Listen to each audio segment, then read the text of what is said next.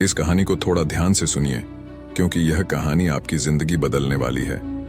एक समय की बात है, महात्मा बुद्ध के सबसे प्रिय और करीबी शिष्य शिवम एक बार कहीं जा रहे थे।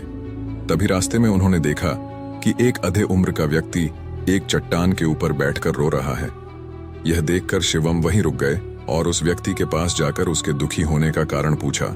वह व्यक्ति अपने आंसू पोंछते हुए बोला, मैं नहीं, पास के ही गांव का रहने वाला एक बदनसीब व्यापारी हूं। मैं जो भी काम करता हूं वही बिगड़ा जाता है। व्यापार के चक्कर में मैंने अपनी माँ और पत्नी के गहने गंवा दिए अपने परिवार को खो दिया, और यहां तक कि अब तो मेरा घर और खेत भी गिर भी। मुझे तो लगता है कि मेरी किस्मत ही खराब है। उस व्यक्ति की बात सुनकर आनंद बोले, तुमसे किसने कहा कि तुम्हारी किस्मत खराब है? जरा मैं भी तो जानूं कि तुम्हारी किस्मत में क्या खराबी है। व्यक्ति बोला, पहले मैं खेती करता था, लेकिन हर साल उसमें घाटा होता था। कभी सूखा पच जाता तो कभी ज्यादा बारिश से फसल खराब हो जाए, कभी आवारा पशु फसल को नुकसान पहुंचाते तो कभी कीड़े मकोड़े और बीमारियां फसल को बर्बाद कर देते हैं। खेती से मेरे परिवार का गुजारा ठीक से नहीं चल पा रहा था, जिससे परेशान होकर मैंने खेती करना छोड़ दिया। व्यापार करने का निश्चय किया। मैंने पत्नी के गहने बेचकर अपना व्यापार शुरू किया, लेकिन मेरा व्यापार नहीं चला। शुरू में तो मेरे परिवार वालों ने मेरी आर्थिक मदद की, मेरा साथ दिया, लेकिन जैसे जैसे मुझे नुकसान होने लगा, मेरे परिवार वालों ने भी मेरा साथ छोड़ दिया और मुझसे दूर हो गए। अब तो वह मुझे देखकर अपनी नजरें फेर लेते हैं और मुझे ही अपने परिवार की गरीबी और दुर्दशा का जिम्मेदार ठहराते हैं। अब तो मुझे अपना जीवन ही बोझ लगने लगा है। अक्सर मेरे मन में ख्याल आते हैं कि अपना जीवन ही खत्म कर लूं, और मैं आज यहाँ आत्महत्या करने ही आया था, लेकिन हिम्मत नहीं जुटा पाया, इसीलिए इस पत्थर पर बैठकर रो रहा हूँ। दूसरी तरफ मेरा एक मित्र है। हम दोनों ने एक ही साथ व्यापार शुरू किया था, लेकिन वह आगे बढ़ गया और मैं पीछे रह गया। मेरी इस असफलता की वजह से वह हर समय मुझे नीचा दिखाने का प्रयत्न करता रहता है, और वे अक्सर मेरे घर आकर अपनी सफलता की बातें करता है। मेरे घर वालों को बताता है कि कैसे उसने कड़ी मेहनत करके इतना बड़ा व्यापार कर लिया, और वह अक्सर अपने फलते फूलते व्यापार के किस्से मुझे, मेरी पत्नी और मेरे माँ बाप को सुनाता रहता है, जिसे सुनकर मेरे घर वाले उसकी तो प्रशंसा करते हैं, लेकिन मेरी बुराई करते हैं। मुझे नाकारा और कम दिमाग का कहते हैं। मेरी पत्नी और माँ मुझे बात बात पर ताने मारती है, जिससे मुझे बहुत दुख पहुंचता है, और कई बार खुद की नाकामयाब पर क्रोध भी आता है। लेकिन मुझे समझ नहीं आ रहा कि मैं क्या करूं। यह सुन भिक्षु आनंद ने पूछा, तुम्हें किस बात का दुख होता है? अपने असफल होने का या फिर मित्र के सफल होने का? सवाल सुनकर वह व्यक्ति एक पल के लिए सोच में फिर बोला, अगर सच कहूं तो मुझे अपने असफल होने का उतना दुख नहीं होता जितना कि मित्र के सफल होने का होता है।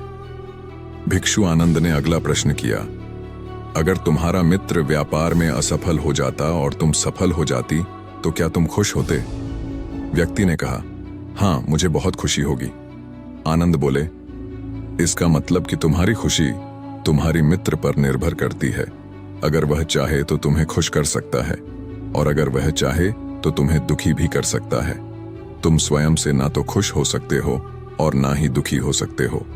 भिक्षु की बातें सुनकर व्यक्ति थोड़ी देर के लिए सोच में पड़ गया और फिर बोला, आपकी बातें सुनकर मुझे कुछ आशा बन रही है।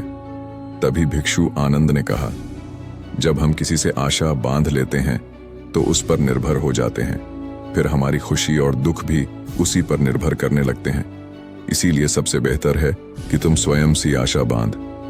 जब तुम ऐसा करोगे और साथ ही पूरी मेहनत और ईमानदारी से काम करोगे तो तुम्हें सफलता अवश्य प्राप्त होगी।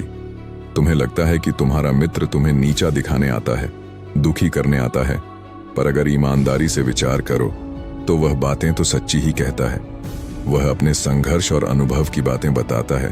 तुम उन बातों से बहुत कुछ सीख सकते हो। तुम्हें तो इसके लिए उसका धन्यवाद करना चाहिए कि तुम्हें घर बैठे इतने सारे अनुभव मिल रहे हैं।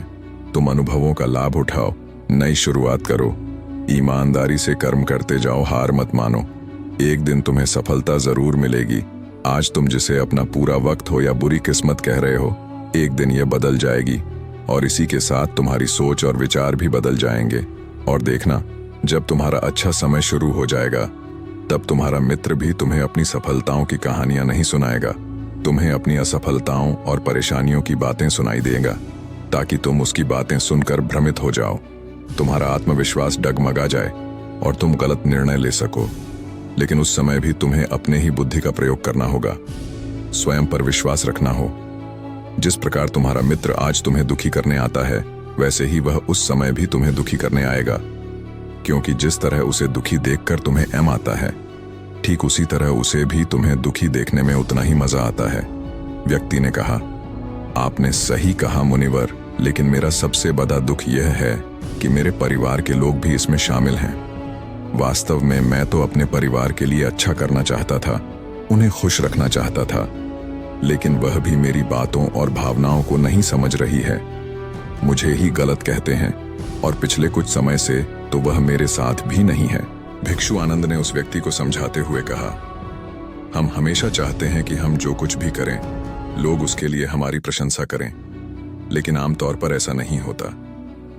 लोग हमारे पास आकर तारीफ नहीं करते, जिससे हम दुखी हो जाते हैं। हमें लगने लगता है कि हमारे मित्र, रिश्तेदार, घर वाले सब स्वार्थी हैं। लेकिन अगर तुम किसी को अपना परिवार मानते हो और उसके लिए कुछ करना चाहते हो, तो फिर तुम ऐसा क्यों सोचते हो कि तुम दूसरों के लिए कुछ कर रहे हो?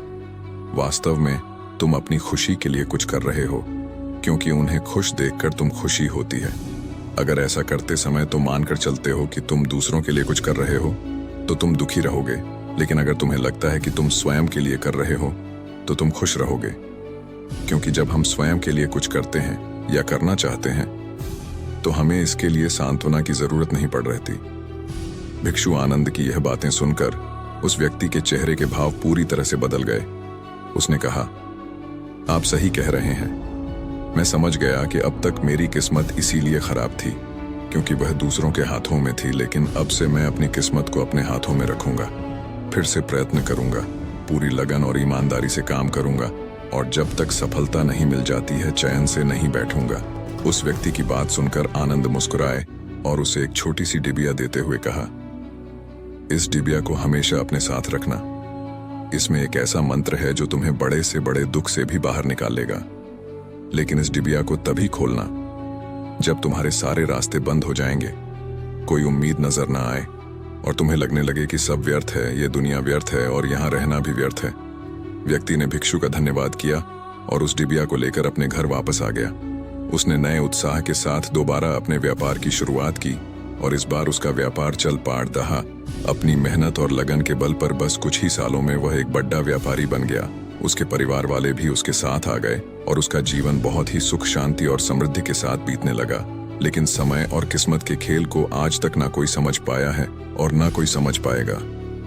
ये सदा एक जैसा नहीं रहता, ये बदलता रहता है। उस व्यक्ति के जीवन में भी बदलाव आया।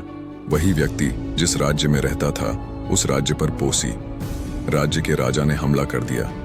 उस हमले और लूटमार में उस व्यक्ति का सारा धन भी लूट लिया गया। उसके दुकानें और घर सब जला दिए गए। जान बचाने के लिए उसे अपने परिवार के साथ वहां से भागना पड़ा।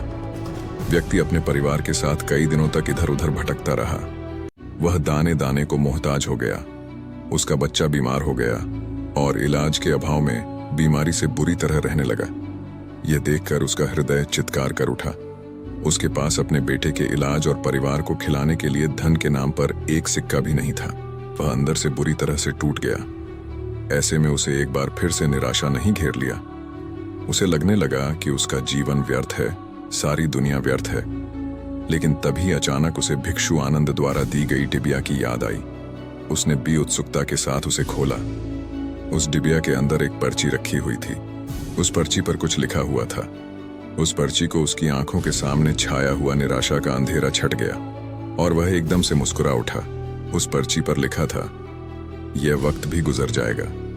दोस्तों, ये कहानी हमें सिखाती है कि समय के खेल को समझना संभव है। यह हमेशा बदलता रहता है। इसीलिए बुरी परिस्थितियों में हमें अत्यधिक निराश नहीं होना है, आत्मविश्वास बनाए रखना है, क्योंकि समय बदलता जरूर है। आज बुरा है तो कल अच्छा भी जरूर आएगा। बाकी अगर यह कहानी आपको अच्छी लगी हो तो वीडियो को लाइक एंड मेरे मोटिवेट फॉर इट चैनल को सब्सक्राइब जरूर कर देना। मिलते हम आपसे ऐसी ही एक और प्रेरणादायक कहानी के साथ अगले दिन। धन्यवाद।